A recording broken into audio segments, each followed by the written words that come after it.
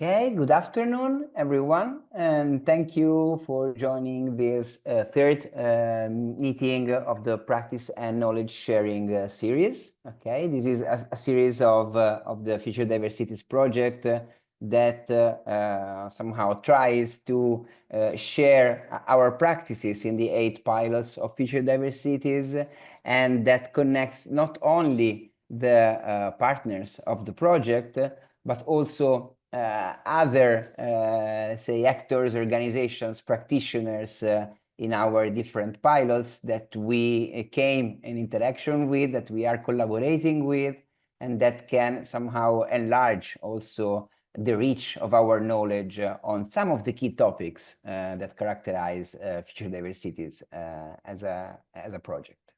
So, as you probably already know, if you participated to the previous talks, every time we choose a new, let's say, a new topic to investigate, and if you remember the first time we started with the making a garden to make a community. So let's say the relation between gardening and community building, okay, through art and artistic and cultural practices.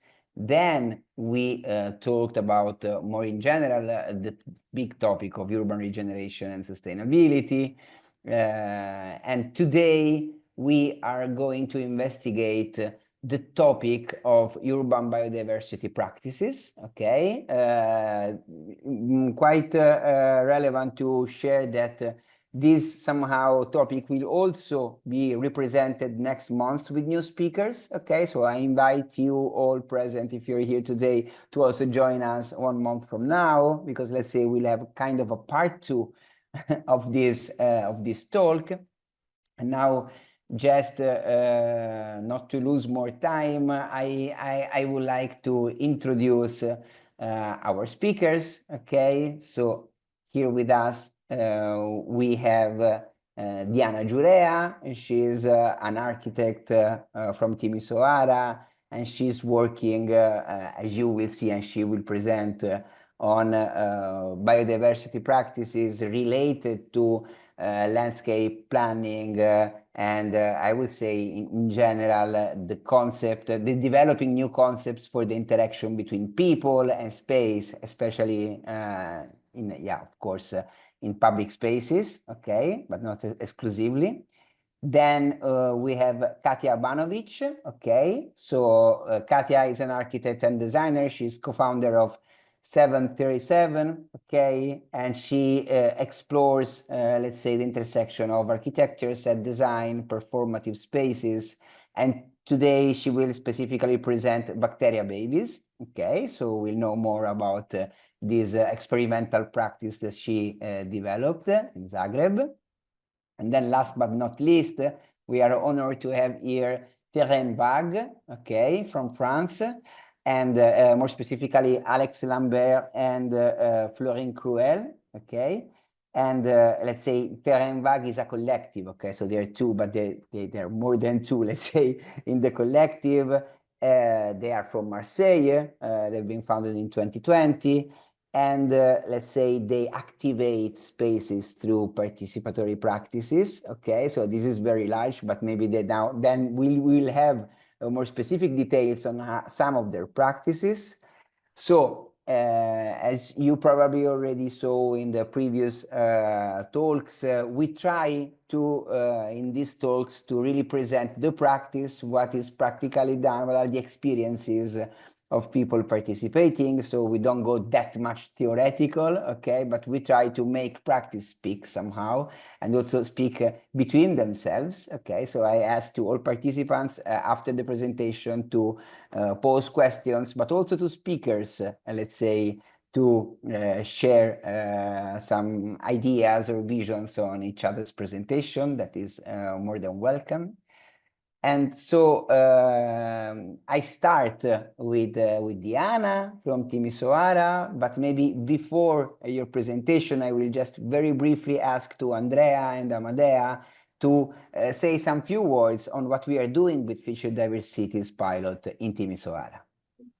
It will be a pleasure, Dario. Thank you for this. It's also a privilege to introduce Diana, and I thank her for her time. She's very busy and active, not only with PLAI, but also with her practice as a educator and a teacher, with which a lot of students are opening their views and perspectives. And together with PLAI, already for many years. She has been the very innovative and visionary architect that can turn words and wishes and dreams into structures.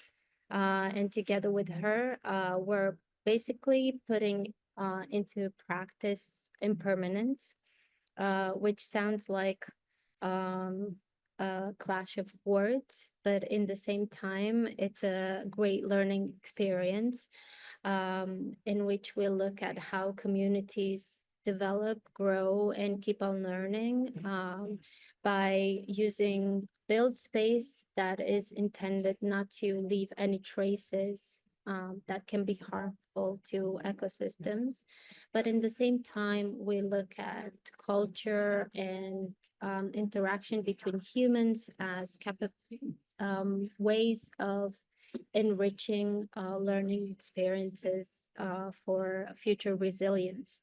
So Dana has been always amazing in understanding these different views, incorporating them into her very complex and founded professional experience, and also taking the risk to experiment with us. I have to admit, we're not easy to work with.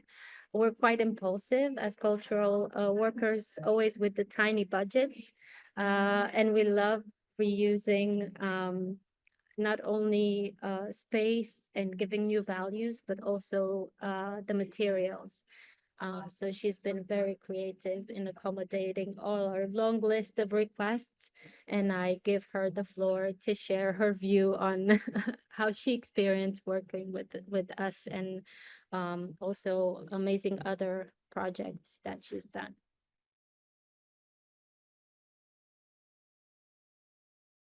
Diana, please, you have the floor. Yes, thank you. Thank you, Andrea, for this introduction. Just 1 second to share my screen. Just 1 second. Okay, is it active?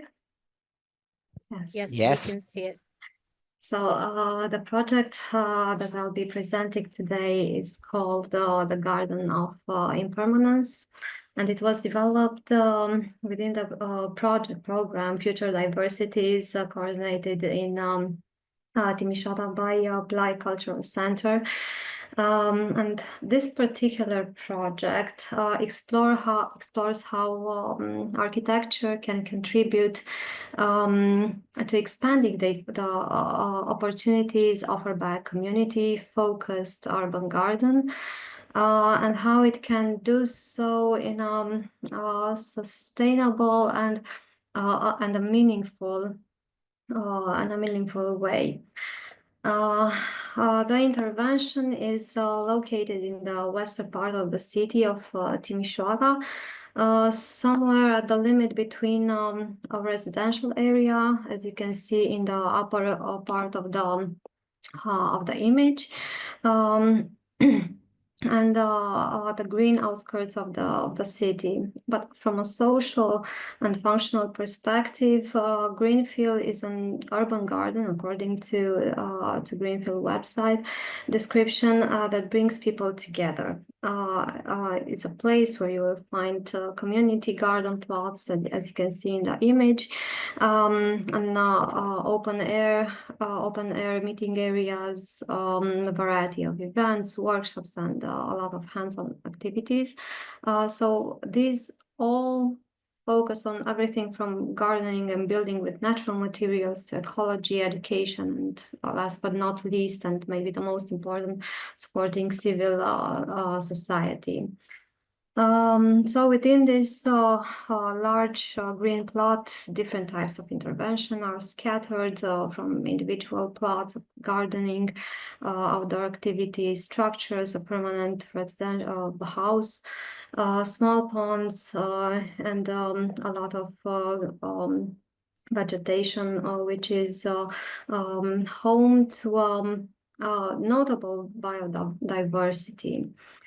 And when we talk about biodiversity, when you just zoom in at a micro level, one can identify different species of plants and fauna ranging from small insects, bees, beetles, fish, frogs, snails, and other types of animals. And this whole repertoire of biodiversity coexists sort of harmoniously with the human interventions mentioned earlier in a kind of a perfect balanced ecosystem.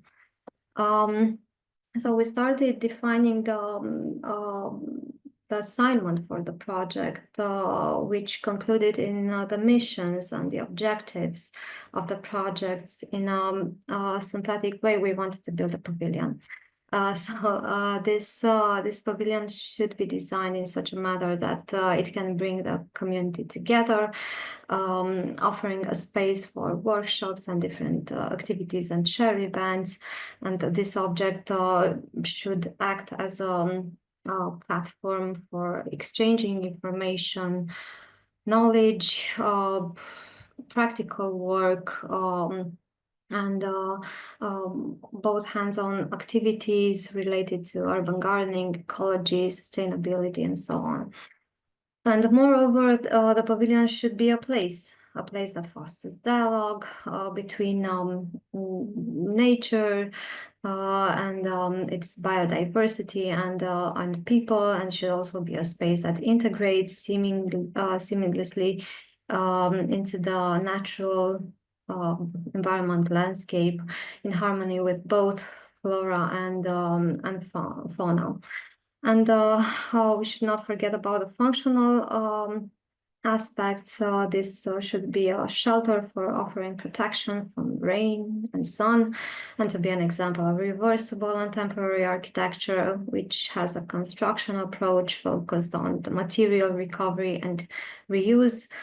So the ideation process starting, bearing all this in mind, and keeping them as assignment inputs.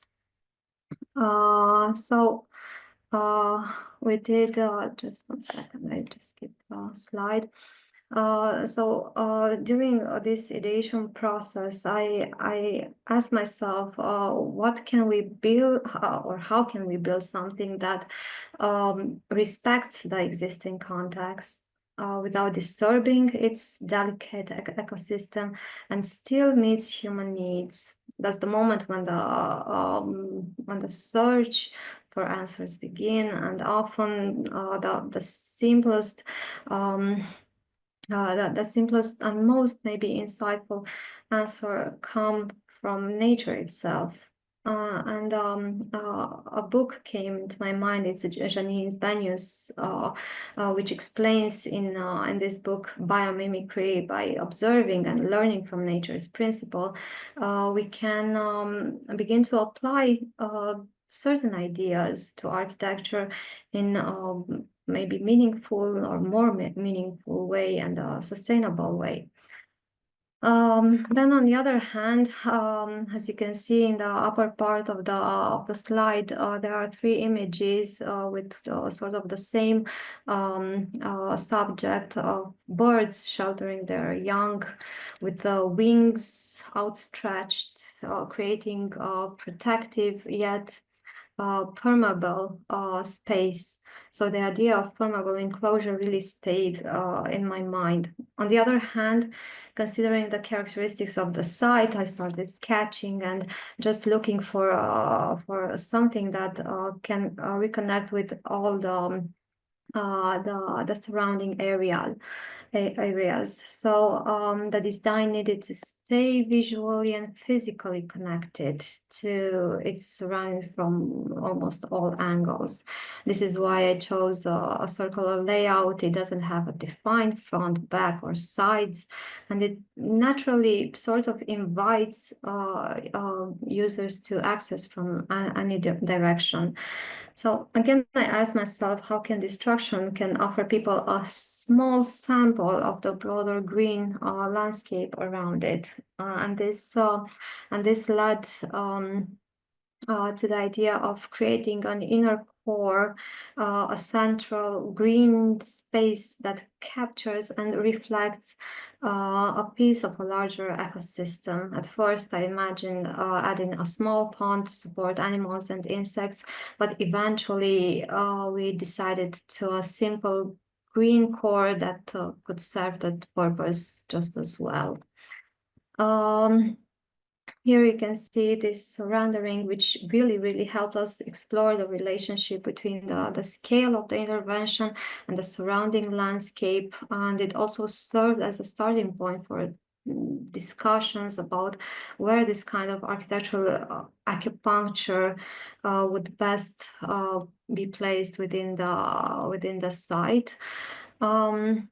And at first, we considered placing the pavilion near the bead thighs, which is, which you can see in the lower right of the image. But later, we realized that for accessibility reasons, it made more sense just to position it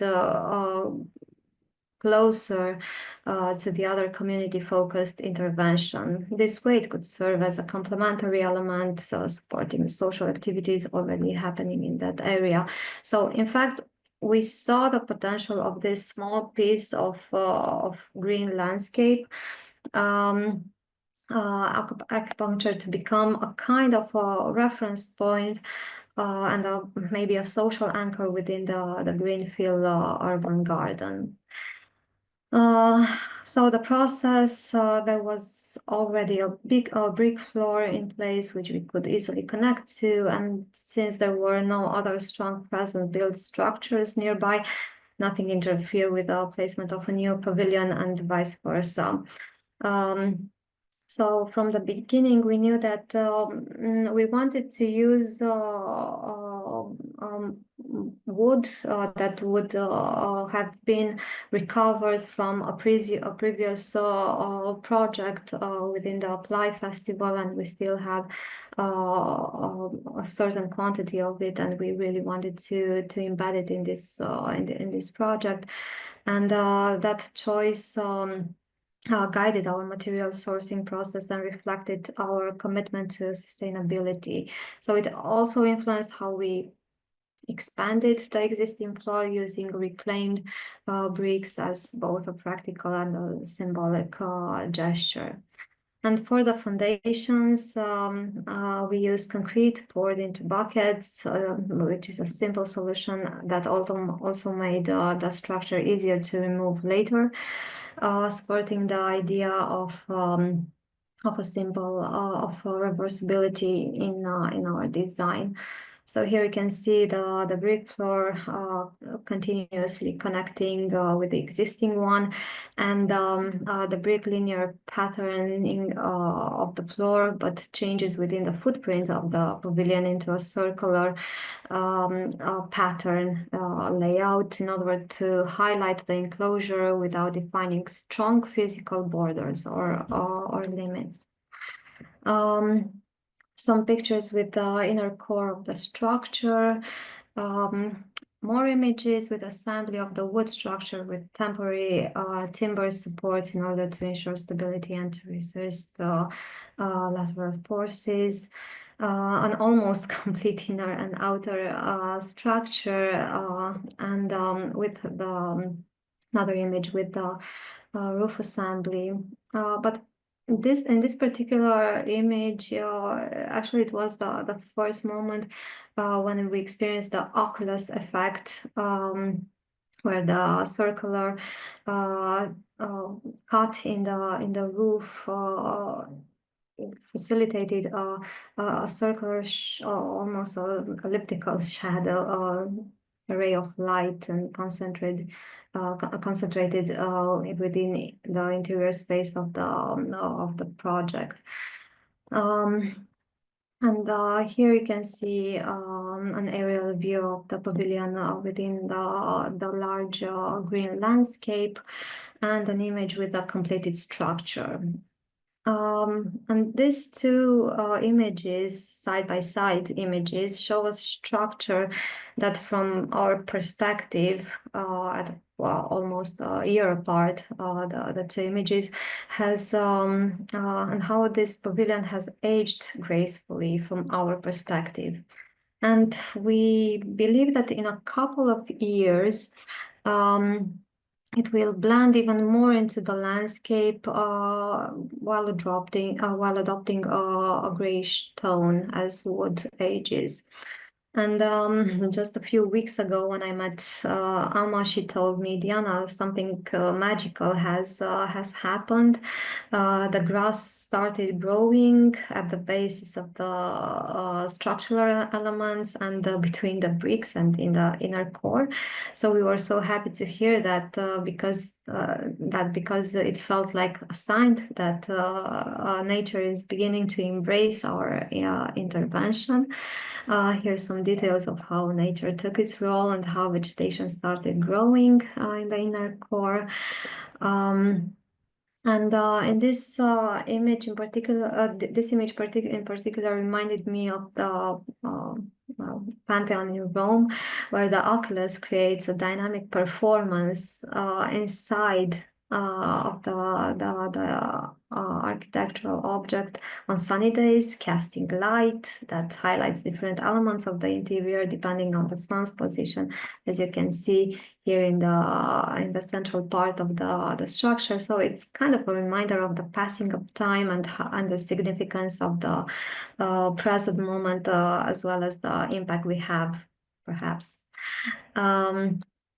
And last but certainly not least, the most important aspect of the project is its life after completion. That's when we can truly, I don't know, evaluate or to measure its impact and see if it met the needs and goals which we set in the assignment tasks.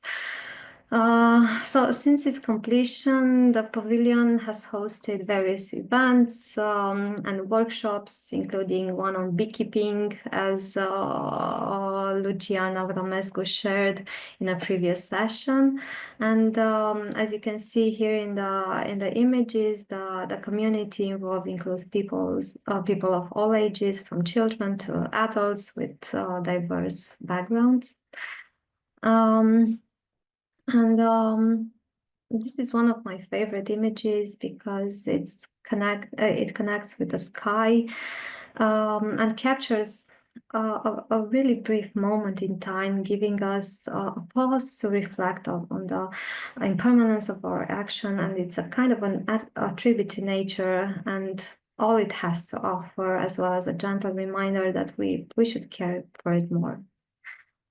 I want to thank Plai Cultural Center and for giving me this opportunity of imagining an interesting project and with all the challenges that it had. And also a Greenfield for hosting the project, and Build and Chill for the implementation process. And again, last and not least, Alma for being the best implementation manager for this project, and for your whole implication in the materialization of this whole project. So thank you. Thank you, Diana. This was so cool, so nice to see. Okay, I would love to visit it also in person. I think that already raised many points and questions. Okay, maybe we touch them later. I will propose to have the 3 presentations and then we open the floor to questions and reflections. Thank you, Diana. And so now I give the floor to Katja, but before her, maybe I will ask to Anna just to say a few words on the Zagreb pilot of Future DiverCities in container. Yes, thank you, Dario. I will just show you, it's a very brief presentation just to see the context. And first of all, yes, I would like to thank Katja for taking the time and presenting her practice. I will just share my screen quickly.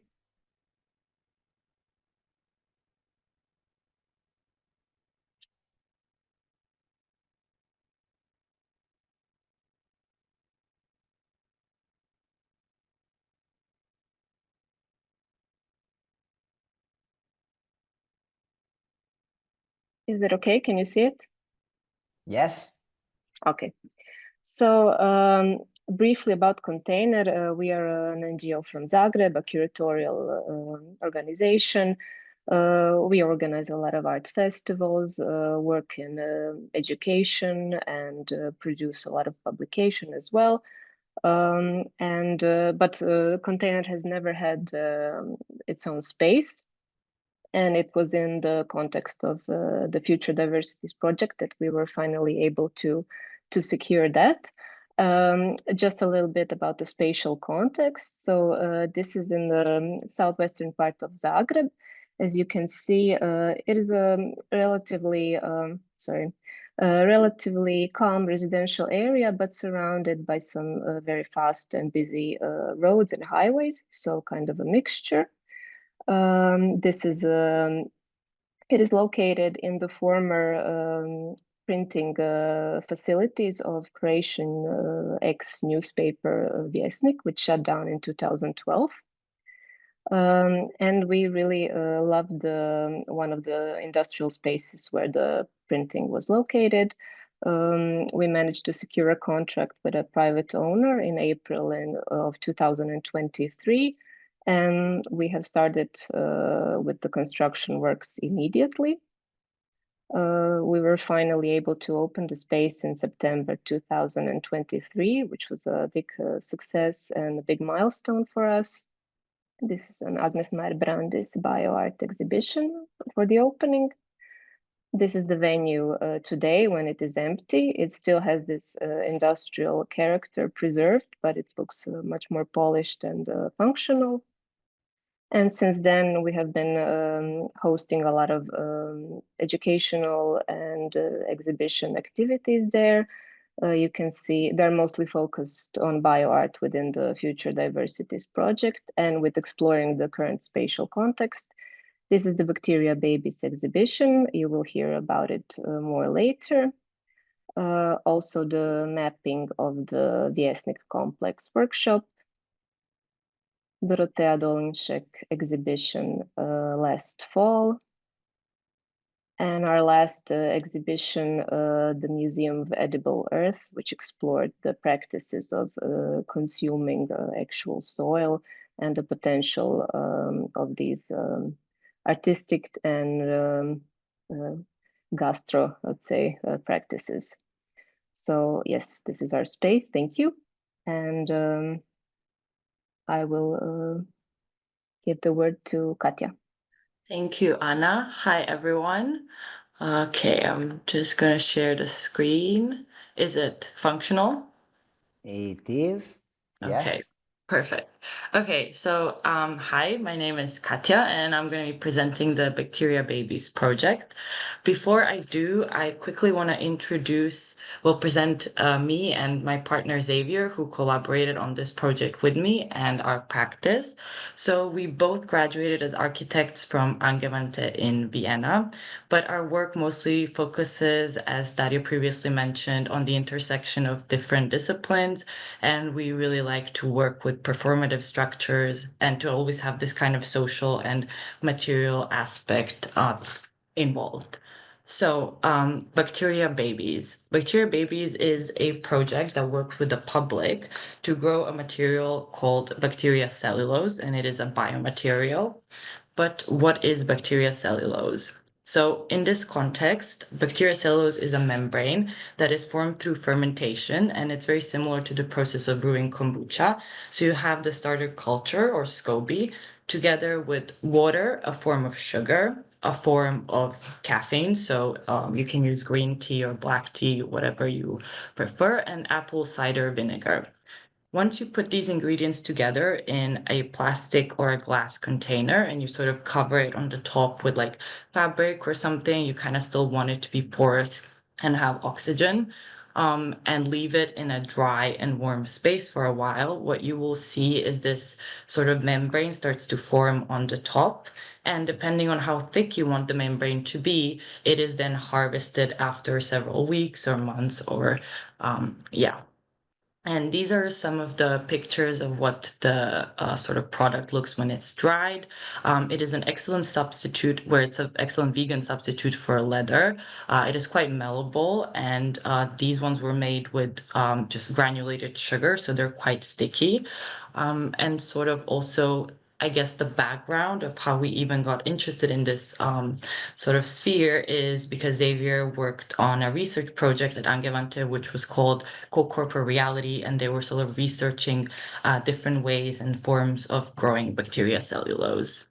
And yeah, it's nowadays widely used, whether in art, fashion, product design.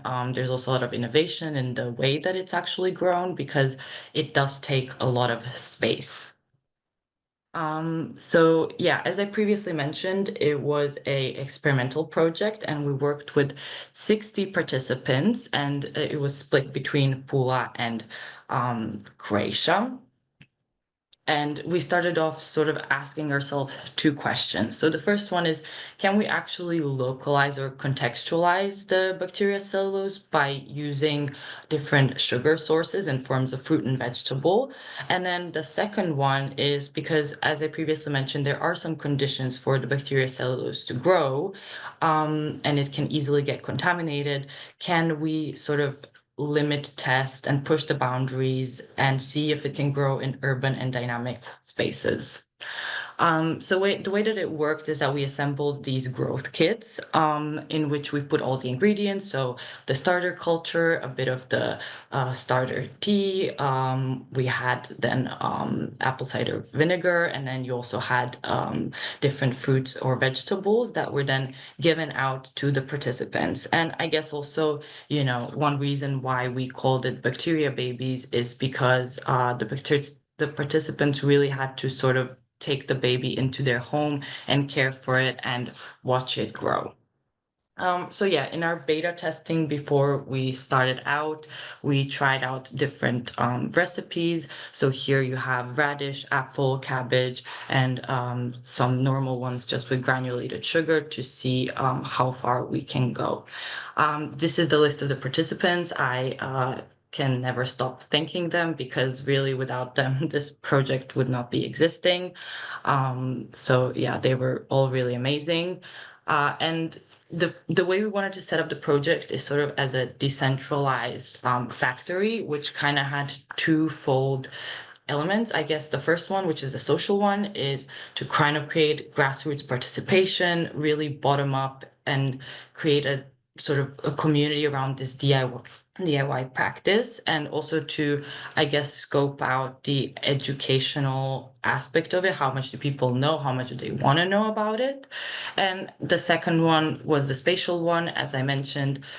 You know, without it having been such a big community of participants, it would have been really hard for us to test out all of these diverse spaces.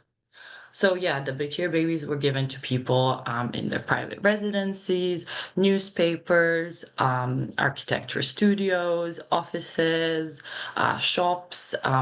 These ones are in the Museum for Applied Arts in Vienna. We had one also in the Pula City Hall, library, high school. So yeah, really, really diverse group.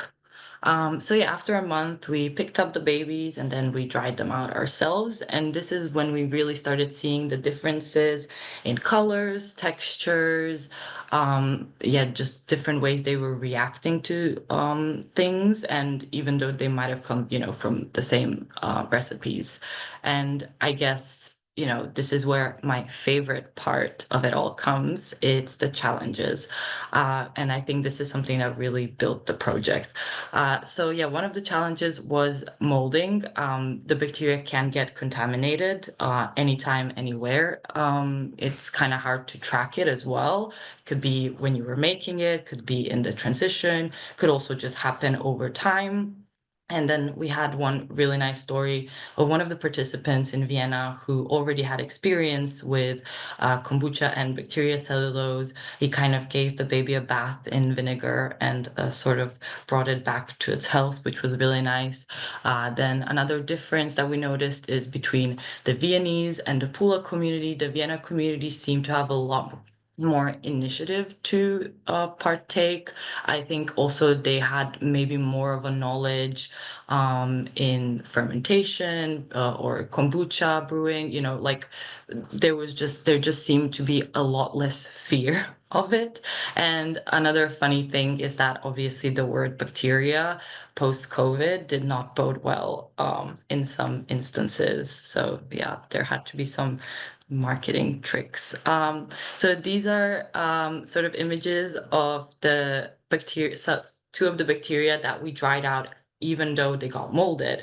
And I think this is where we really started reevaluating sort of what we started off with, kind of asking ourselves, what does it mean in this project to do something successfully? What is really the big importance of this project, and how do we actually want to frame it for the exhibition? And then actually, funny, this is the first render that we did before we even started the project, because we had this kind of anticipation of how the project would go. And I think this is kind of an interesting topic maybe for all of us when we talk about, bottom-up initiatives, community-driven projects, as well as having, these experimental aspects to what you do. So yeah, here we come to the exhibition, and it was called Sip and See. And Sip and See is a practice in which parents of the newborn babies invite family and friends into their house, to meet the newborn baby, and they're sipping and seeing. And this is precisely what we wanted. We wanted to set up each of the babies and give them their time of day. So we hung them all up with little plaques above them, and we had all of the parents name their babies, and we had written their names, the parents' names, where they came from, what the recipes were. And also we had this interactive aspect, which was really nice, that, we had these LED lamps that people could sort of take and then really inspect each of the babies and sort of, I don't know, I guess, really admire the diversity and, just like the beauty of each sheet. This is the mother kombucha. She gave birth to all of the babies that were at the exhibition, many that came before that as well as many that came afterwards. We also had presented our little beta tests, as well as the interactive map that I sort of briefly showed earlier, where you could go in each of the cities and see pictures of the spaces or some funny incidents that happened related to each family, etc. And last but definitely not least, as a part of the exhibition, we had an adopt a baby action. So the previous mother kombucha that I shown, we put sort of little pieces of SCOBY into the glass jars, and then all of the visitors had an opportunity to sort of adopt one baby for themselves. And it's really nice. I have pictures of two participants, Anta and, don't know what happened, Anta and Andrea. And yeah, both of them were at the exhibition and adopted a baby, and neither of them had experience with brewing or bacteria cellulose before that. And now they are really excited about making their own kombucha. So it's actually really beautiful to see that it was inspiring. And, this adopt a baby had a sort of new community, which was Zagreb. And also something that I find very poetic is that, this SCOBY has had lives before us, and then our project, and then, participants like Andrea and Anta said, you know, at one point you have so much Scoby that you're kind of giving it away. So it kind of perpetuates this continuity of just making connections and building a community. And yeah, I just find that very beautiful. And that's it for me. Thank you. Thank you. Thanks, Katja. That was fascinating. And even in this case, I already have a lot of things I would like to know more, but I want to ask them now. Okay, so I maybe give space for this third presentation to Terrain Vague. But before, maybe I don't know if we have online with us Lisa Birgan from La Friche. I don't know if you just want to very briefly introducing, hi Lisa, what La Friche does in Future DiverCities, how you're connected with Terrain Vague, and yeah, very briefly also present to the ones that maybe are not acquainted with the project a little bit what we are doing in Marseille with Future DiverCities. Hi. Peut-être si vous pouvez enlever votre son. Juste enlever votre son. Sorry.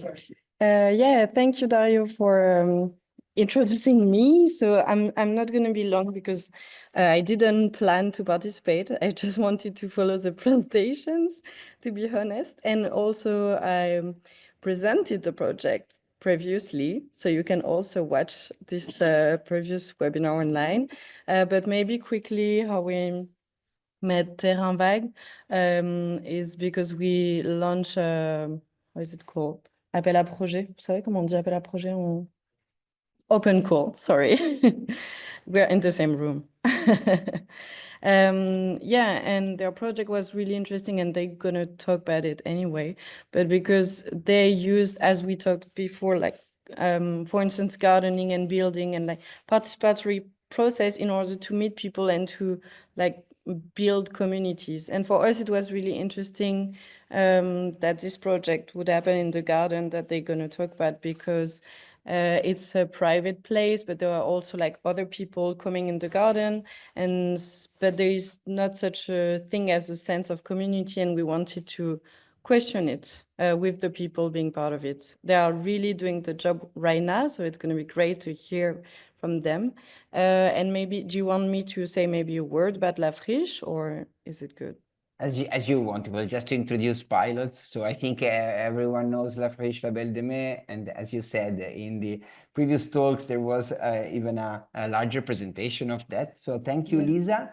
I will leave the floor to Florine and Alex, and I just share my screen, okay, with the presentation. You prepared? Tell me if you can see it. Can we try to share the screen by our computer? Maybe we found a way. Well, yeah, let's try it. Perfect. Yeah. Il faut que tu ouvres après le... Ah no, sorry, it doesn't work actually. I'm sorry, so you will have to do it. I'm sorry.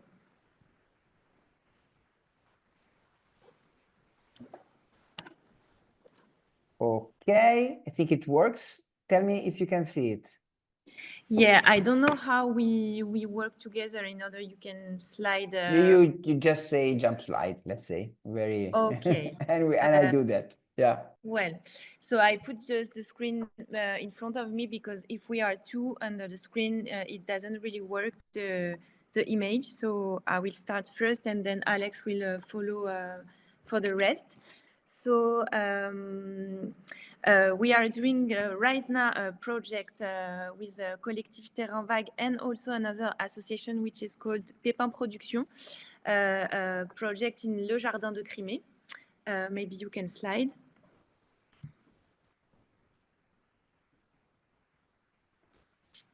On this slide. Yeah. So Le Jardin de Crimée, it's is situated in one neighborhood, which is really close to the center city of Marseille. It's a very popular neighborhood, really urban one. So there is not a lot of natural public spaces, let's say. And there is this really nice garden, which is actually a private garden of a social landlord. So you see it's making quite of a triangle, and the garden is in the center. And you have all the building around the garden. So you have to imagine that the garden is like on the top of, let's say, one hill. And when you arrive in front of the garden, you have to take some stairs to get on the top of the garden. So also you have a big difference of level in between the street and when you have to reach the garden. So this is the, let's say, geographical situation of the garden. As I said, it's a private garden, so it's basically used by the inhabitants of the residence. Lots of kids, it's like their own garden actually, but also the garden is sometimes opened to some animation workshops or events organized by the non-profit organization of the neighborhood. Yes, I can also say that what is also specific in this area is that there are a lot of non-profit organizations that make a lot of stuff for people. So for our project, we really work close with them. So yeah, this is the context, and for this project, we decided to apply the, let's say, participative and evolutive methods. So we didn't have like a precise artistic aim. We just wanted to find ways to involve the people, and that's why we always thought about how our action can be like the more inclusive and open to participation. So maybe also, I didn't say it, but in Terrain Vague, we do wood construction. We also do graphic design and Pépin Production. They are really into like a greening a city area, let's say. So we have kind of three disciplines that we decided to apply for this project. When we thought about writing the project, we wrote like kind of these methods with three steps. The first one was a really experimental one. The aim was to organize a different kind of workshop, and the objective of these steps was okay, we don't know the garden, we don't know the people, we don't really know the context, and it's really important for us to really well understand it and to meet the people, to understand the dynamics. And the objective was to have these steps to digest it and then to be able to make a really adapted conception for the following project. So we try to, maybe you can pass the images, sorry. I forget. Yeah, so this is at the left, you can see the garden with the building, with the buildings. At the right, you have one picture of the neighborhood. You can pass the images. So yeah, this is a craft to also show that this context is really full of different actors. So you have the inhabitants, you have the users of the garden, you have all the non-profit organization. You have our collective. We are like 4 people, and we are also sometimes welcoming some people or friends who want to participate. You can pass the image. Yeah, so this was our question at the very beginning of the project. So as I said, we thought about more about a method, a participative method to approach the people and the context. Could you pass, please? Yeah, and we start with a different workshop on site. It lasts like 2 months, the experimental step. So we try to green the garden, and it was a way also to involve the community, the people, to let's say reveal that they also have this really precious natural place. So we did some really basic plantation, let's say. We also have had, and you can see it on the picture, some graphic design workshop. So for that, we really wanted to make a link with the garden and with all the flora you can find on the garden. So we first went into the garden and to try to identify all the plants, and then we print all the images, the picture we made during the workshop. And for another workshop, we try to make some comics from all these pictures. So what you can see now on the screen is like all methods actually, with the first step, the experimental steps, and then all the following projects. Maybe you can pass the image. Yeah, again. Sorry, it's not really comfortable, this stuff. Yeah, so it was also one workshop we did at the very beginning. So we wanted to apply also our wood construction field skills, let's say, sorry. And we were into this garden, and it was really, really nice and really, really green with a lot of trees, and but there were no tables. So maybe we thought also, okay, how we can think about a garden community if there is not enough construction to see it or to use it properly. And also it's really important to us because in our project we put really the action into the center of the methods. So we really link with people by doing. So for us it was really important because especially for this project we wanted to find like a, let's say, a simple and a common language with the people without proposing something too difficult or too different from their context. And for us, wood construction, workshop of graphic design, planting was really a simple way, let's say, to also enter in, let's say, link with the people. So here we are, you see some women and that are set on one table we did with the inhabitants and the user for one, comment on dit couture? Sewing workshop. Here, yeah, you can pass, I'm sorry. So this is one example of the graphic design workshop we did after we went to the garden and identifying all the plants.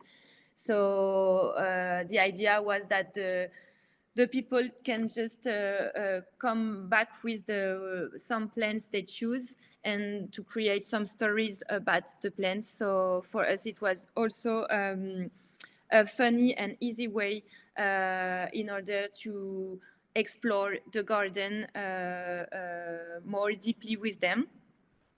Maybe you can pass. So yeah, we experiment like making herbarium with all the people. You can pass also. So it's one of an example about, of a planting workshop we did also during the experimental phase. Yeah, so we also tried to build some chairs. This workshop was really nice because it was not only kids, we had also a lot of adults.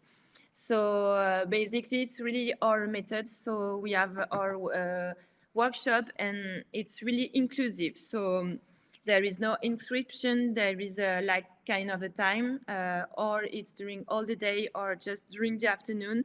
And people, they can just come and go and they can stay just 1 hour or they can just participate or just, yes, be here.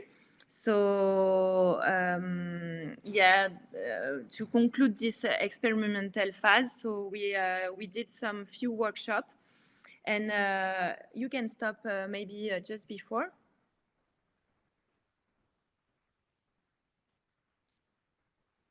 Or yeah, thank you very much. So this is the end. Let's say we are now in December 2024. So it's the end of the first phase we did, so the experimental one. So at this moment, let's say it's been 2 months that we are in the garden, and now we know the people, we know the dynamics, we know all the ecosystem of all the non-profit organization that works and also use the garden. So it allows us now to digest everything and to think about, okay, now what can we do for the following step. And for that, we also learned during this first moment that there were two really important moments into the garden, which is like a two-party. It's one winter party and one summer party. It's during the day. And it gathered a lot of people from the residents, the neighborhoods, and a lot of also non-profit organization is involved on this moment. And it's a really, maybe you can just stop on the picture. Yeah, before. Yeah, thank you very much. And so we also we were there during the winter party. And we were thinking about, okay, we have the feeling that making an event could be a very good option in order to lead the community around the garden. So at the end of the first step, we decided to organize a picnic. And for us, a picnic was also a really good way to also bring the people into the garden, because the picnic is basically one shared meal that you have, and it's really important that you choose the place where you have your picnic. And in general, you choose it in a very natural space, and you are really into like finding the best and the more pleasant place to set your picnic. So for us, it was also a really simple way to make the link in between the community and the importance of the garden.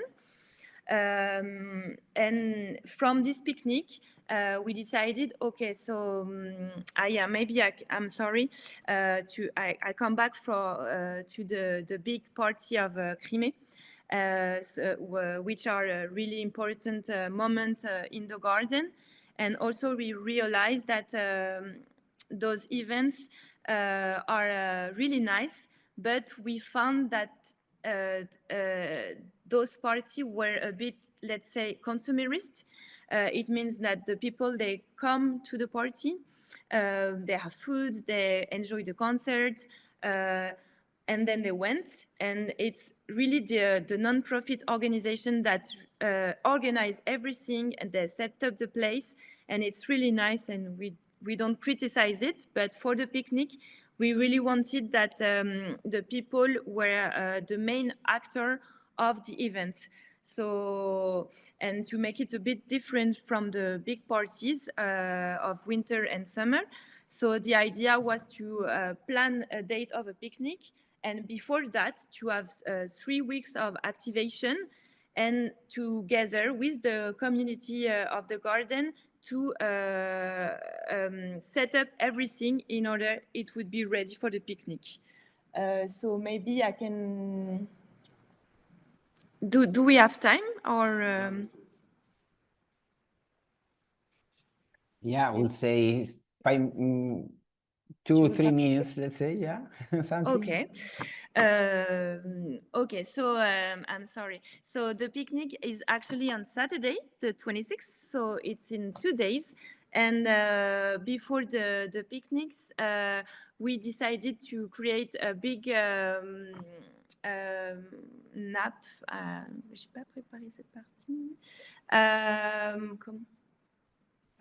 Fabric, and you know, it's this fabric that you lay on the floor during the picnic, and everybody can come on and enjoy the picnic. So it's a really participative fabric that everybody can bring his own fabric and then to cut one piece and to sew together. So this is one of our main action to prepare the picnic. We also had a little some wood construction in order to reveal all the garden.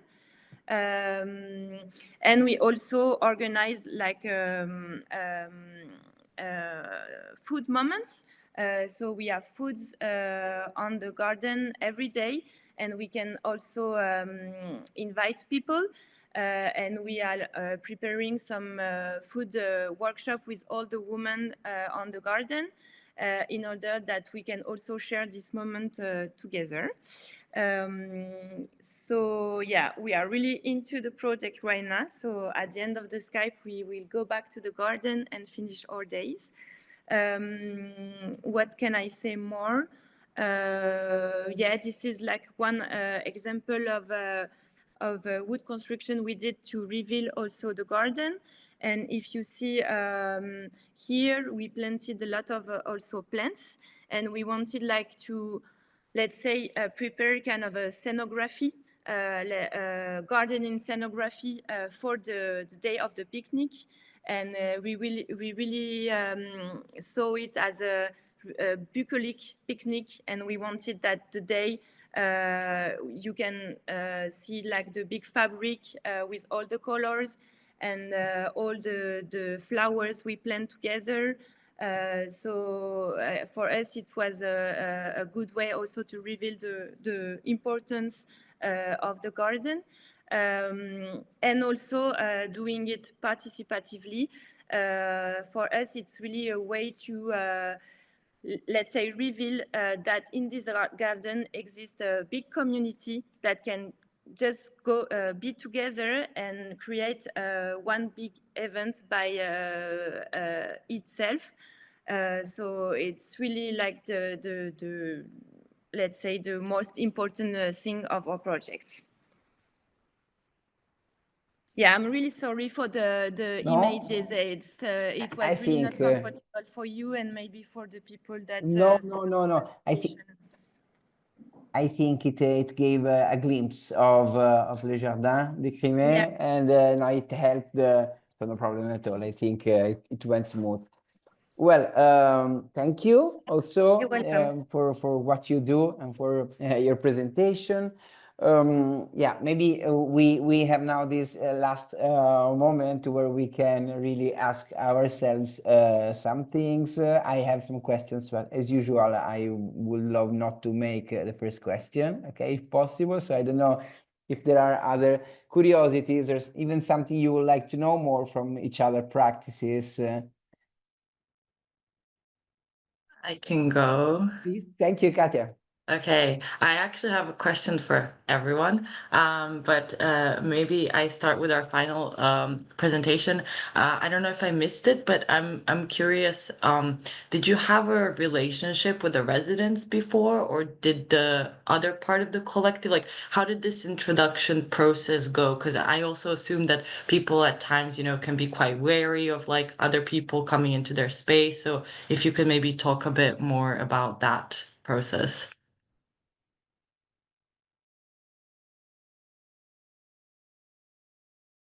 Can start if you maybe. Yeah, we didn't know the inhabitants of the garden before we start the project. We knew a bit the neighborhood because we have our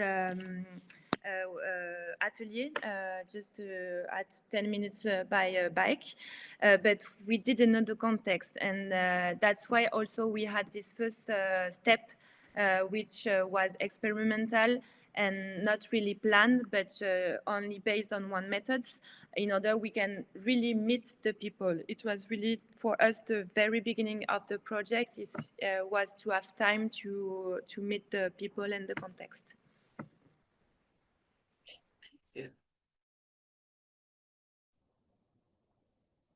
Thank you, Katja. And maybe I put there some keywords I listened to. Okay, so maybe also to trigger some reflections from you all. So maybe I will start from Diana, if that's okay. Okay. I really loved what you presented, and it is interesting to see also how you interpreted the concept, I would say, of architectural acupuncture, you called it, no? So the point is you have a large space, you have to start from somewhere, you don't want to rebuild everything because nature is already there, no? So, and I think that applied a lot also to what Florine, you just presented, no? We start from chairs, we start from tables, okay? So yeah, just to know a little bit how you choose which one is the acupunctural point you want to start from, okay? And yeah, maybe to what extent also biodiversity in the site helps you identifying that. And I mean, this is a question to Diana, but in the end, I think it also applies to what you just presented, Florine. So. Yes, thank you, Dario. As using that specific word of acupuncture, you hope to stimulate a nerve, and in order to make things better work in that particular space. But for example, as I mentioned very briefly in the presentation, at first we thought with Lama to another place, to another spot within the large landscape, which is really hard to perceive in its entire ensemble. And afterwards, we thought about that place, which was really near the beehives, that maybe it's not such a great idea because it can interfere with the beehives. So that was a moment when we said, okay, if we place this needle here, we will not have a great impact or a good impact, even a bad impact on the environment. So that's why we reanalyzed the entire plot, and then we decided on which place could be a best fit this type of project. And for example, in other projects, well, we just tend to explore the space and just to try to feel the I don't know how people move in those particular spaces, or how they interact with each other, and all sorts of non-physical aspects are taken into consideration when choosing where to place the needle. Yeah, so that's about it. Thank you. And then from macro to micro, okay, I would also love to ask something to Katja, because I feel that what you did there does not apply to a specific space, okay, but it talks with the other presentation, because it's really on the interaction between humankind and other species, no? So I just wanted to know a little bit more what were the feedback of people doing that, because I feel that that activated at the same time a sensation of taking care of something. Even the word babies, no? Somehow it was put there to trigger something, I guess. Yeah. And at the same time, it's not just about taking care, but I felt also that somehow that was a way to stimulate observation of people on nature in front of them, around them, at a very micro scale that we usually don't notice, no? So I just wanted to know a little bit what were the feedback of people that experienced that. Yeah, absolutely. I mean, it was actually, there was a lot of really funny and chaotic stories. I mean, I don't know, maybe I should just share a few anecdotes. I went to have a conversation with a person, I shall not name names, and they were asking me if it is possible that by us placing the bacteria baby in the space, we can actually prove that the air is unclean and they could get in trouble and stuff like this. So, like there was a wide variety of people's sort of reactions. It took a little bit of convincing at times, and it just really showed that people just really didn't know what this was about, right? So this kind of tackled this educational aspect that we were also trying to feed into. But then obviously the more that people knew, the more they cared. So the people that really knew what the project is about and that this is in some form a living thing, they really got attached to the babies. And so I think you could really probably show a graph of X knowledge, Y care, and there would be a really big correlation there. So I think that was super important. And then I think something that kind of bypasses all of us today is also this question of scale.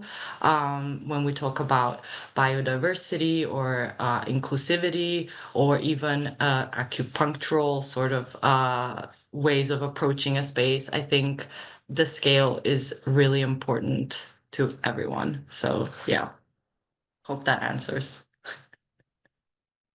Thank you. No, yes, it does, of course. Sorry, Katja, I have to confess something. I had one similar baby a few years ago. So unfortunately, my baby did not make it, so it dried out. Oh no. So, Yeah, it's a sad thing. Yeah. Yes, I can confirm that you really get attached to that thing. I don't know how to define it. So it's valid everything that Katja told here. Oh, thank you. I put you on purpose here today so you can speak.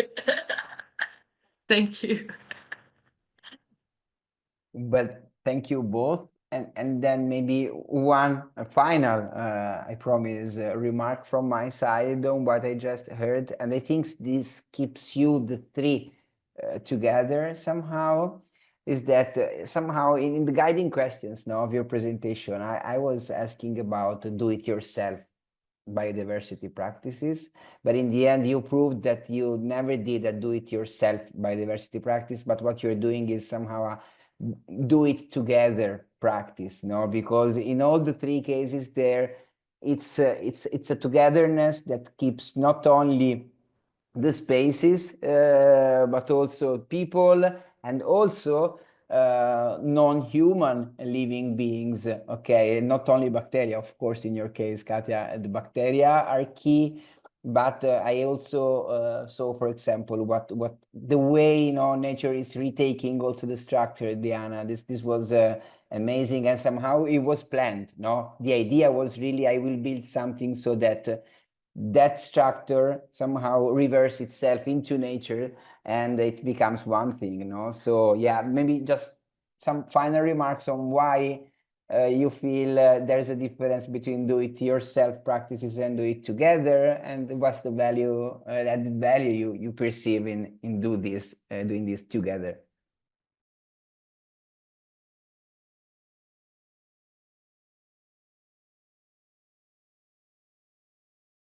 again, this is a question for each and one of us. Yeah. Yeah, Okay. absolutely. From my point of view, at first I tended a lot of years ago, I tended to make things on my own, and they did not have a great outcome, or it was not embedded a certain satisfaction at the end, because when you just deliver things and you say, okay, look, I did this, just play with it, people are not attached to the project, and it does not give that project a collective dimension. So that was the moment when I said, okay, maybe teamwork is better, and it is always, it's better, teamwork at different levels, and especially while doing a lot of voluntarily work at Apply Festival. I had the chance to interact with children and with adults with different backgrounds, and just starting learning new things from the other volunteers. So it's amazing to work together with people that don't necessarily have the same background as you are. So you just have to share the same values. And if I could add maybe to this, I think also for me, DIY kind of implies that you are willing to learn and you're willing to cooperate. So you're always starting off you can always gain more knowledge on the topic that you're trying to do. So I think it is also an inevitably communal thing at the end if you're open to this. So I think there's also this nice kind of counter-intuitive, but also like very intuitive thing that happens. So yeah.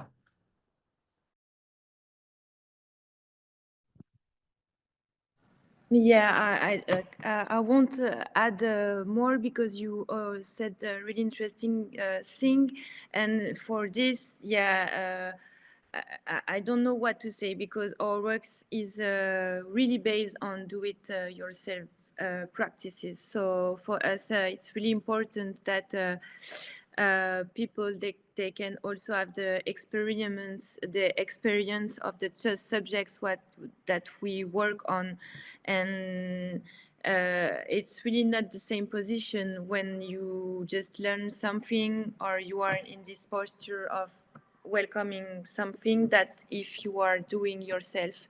And regarding also those subjects about how to take care together to nature or spaces, if you are really into participate to the physically to the places, how do you set it, how do you what do you organize on this place, you really put more care on it if you are more engaged with your really body, let's say.